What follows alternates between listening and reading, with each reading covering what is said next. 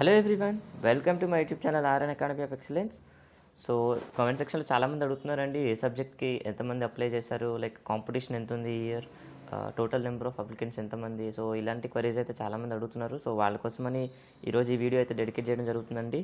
So మనం చూసుకున్నట్లయితే నేను చాలా వీడియోస్లో చూసానండి, కరోనా వల్ల ఇంకా అందరూ పీజీ ఎంట్రన్స్లకి ఇంట్రెస్ట్ చూపిస్తున్నారు, కాంపిటీషన్ అనేది ఎక్కువ ఉంటుంది, లేకపోతే ఇంటి దగ్గర ఉండి ప్రిపరేషన్ ఎక్కువ బాగా చేస్తుంటారు, సో కాంపిటీషన్ అనేది హెవీగా ఉంటుంది. సో ఇలాంటి వర్డ్స్ అయితే నేను బయట విన్నా అండి, కానీ కాదండి. యాక్చువల్గా చూసుకున్నట్లయితే సిపిజెట్ 2019 కన్నా 2020లో కాంపిటీషన్ అనేది తగ్గిందండి.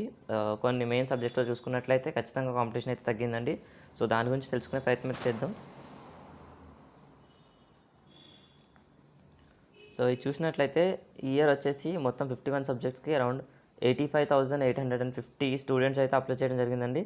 అందులో 85% అపియర్ అవ్వడం జరిగిందండి. So 85% in the sense like ఎంతమంది అండి, దగ్గర దగ్గర 72,000 దాకా అప్లై చేసి ఉంటారు కదా, రాసి ఉంటారు కదా. సో నెక్స్ట్ చూసుకున్నట్లయితే ఇది ఈనాడులో వచ్చిన ఒక ఆర్టికల్ అండి, ఇప్పటిది కాదు ఇది. సో నవంబర్లో వచ్చిన ఆర్టికల్ ఇది. సో దీన్ని ఇప్పుడు ఎందుకు షేర్ చేస్తున్నా అంటే చాలామంది కమెంట్స్లో అడుగుతున్నారు. యాక్చువల్గా నాకు దీని మీద వీడియో చేసే ఉద్దేశం అయితే లేకుండే, కానీ చాలామంది ఏ సబ్జెక్ట్కి ఎంత కాంపిటీషన్ ఉందని చెప్పేసి అడగడం జరుగుతున్నారండి.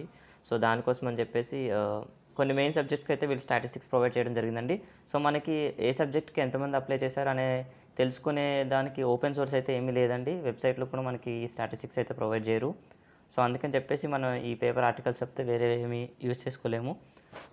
ఒక్కసారి చూసుకున్నట్లయితే వీళ్ళ హెడ్లైన్స్ చూసుకున్నట్లయితే సిపిజెట్కి తగ్గిన దరఖాస్తులు, ఇతర రాష్ట్రాల విద్యార్థులకు చేరేందుకు అనాసక్తి అని ఉంది కదండి. సో ఏంటంటే, సో బయట నాన్ లోకల్ స్టూడెంట్స్ ఉంటారు కదా, వాళ్ళు కూడా ఇయర్ చాలా తగ్గారండి. సో ఒక్కసారి చూసుకున్నట్లయితే లాస్ట్ ఇయర్ ఒక్కసారి చూడండి, మీరు దీన్ని చదివే ప్రయత్నం చేయండి. సో లాస్ట్ ఇయర్ చూసుకున్నట్లయితే 91,594 అప్లికేషన్స్ అయితే వచ్చాయండి. సో ఈ ఇయర్ చూసుకున్నట్లయితే 85,000 కదా. సో ఈ పేపర్ ఈ ఆర్టికల్ వచ్చేసరికి మనకి 80,930 వరకు అయితే అప్లై చేయడం జరిగింది. ఒక 5,000 ఇంక్రిమెంట్ అయింది, జరిగిందంతే.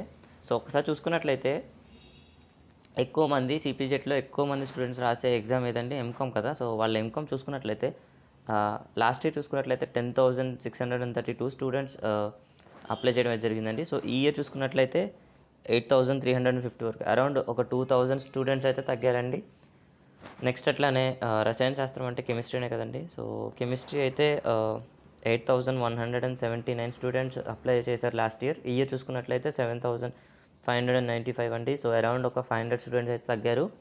మేబీ వాళ్ళు యాడప్ కూడా ఉండొచ్చు. సో కెమిస్ట్రీ పేపర్ అయితే ఇయర్ ఈజీ ఉందని విన్నాను. సో వాళ్ళకి పెద్దగా ఆల్టర్ ఏం అవ్వలేదండి. నెక్స్ట్ భౌతిక శాస్త్రం, ఫిజిక్స్ కదండి. సో ఫిజిక్స్ చూసుకున్నట్లయితే వీళ్ళకి చాలా బెనిఫిట్, అరౌండ్ ఒక 1,000 స్టూడెంట్స్ దాకా అప్లై చేయడం అయితే తగ్గిందండి. నెక్స్ట్ మ్యాథ్స్ చూసుకున్నట్లయితే మ్యాథ్స్ కూడా సేమ్ ఒక 1,000 to 1,200 స్టూడెంట్స్ అయితే అప్లై చేయడం తగ్గిందండి. నెక్స్ట్ ఎంఏ తెలుగు కూడా అరౌండ్ ఒక 1,200 స్టూడెంట్స్ వరకు.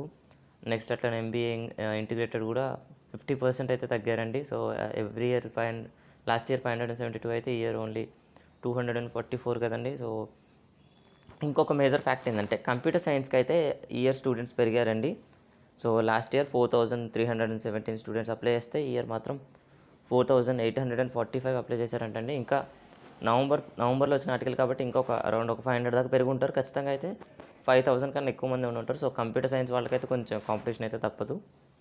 కానీ కంప్యూటర్ సైన్స్లో ఎవరికి పెద్దగా ఎక్కువ మార్క్స్ వచ్చినట్లయితే నేను ఛానల్ కమెంట్స్లో ఎక్కడ చూడలేదండి.